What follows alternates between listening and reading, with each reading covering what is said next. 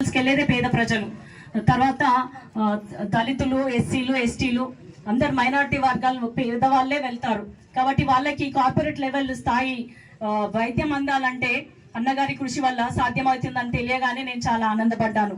అన్నగారు అట్లనే విద్యకు సంబంధించిన హాస్టల్స్ అన్ని కూడా హాస్టల్స్ రెంట్కి తీసుకొని నడిపిస్తున్నారంట. కానీ అన్నగారు రేవంత్ రెడ్డి గారిని అడిగి మరి సొంత భవనాల నిర్మాణానికి కృషి చేశారంట.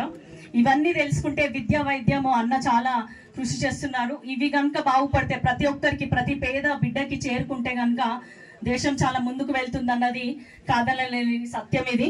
కాబట్టి అందుకే అన్నగారు కూడా అవిశ్రాంత శ్రామికుడుగా మీకోసం పనిచేస్తున్నాడు.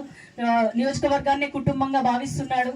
అన్నయ్య గారి సూచనలు, సలహాలు, నేను కొత్త విద్యార్థిని, రాజకీయాల్లో అభివృద్ధి చేయాలన్న ఉద్దేశంతో వచ్చిన దాన్ని, మనం అనుకున్నట్టు మీరు ఇంతసేపు అన్నవాళ్ళు చెప్పినట్టు ఏదో భూ కబ్జాలు చేసి లేకపోతే కంపెనీలు కాపాడుకోవడానికి, అవినీతి సంపద కాపాడుకోవడానికి వచ్చిన దాన్ని కాదు.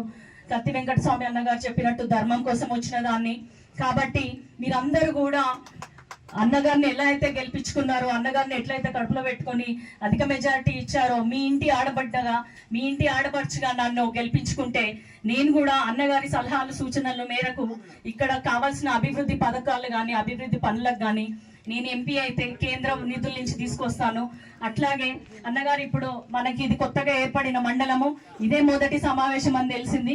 ఈ మొదటి సమావేశానికి నేను రావడం నా అదృష్టంగా భావిస్తున్నాను.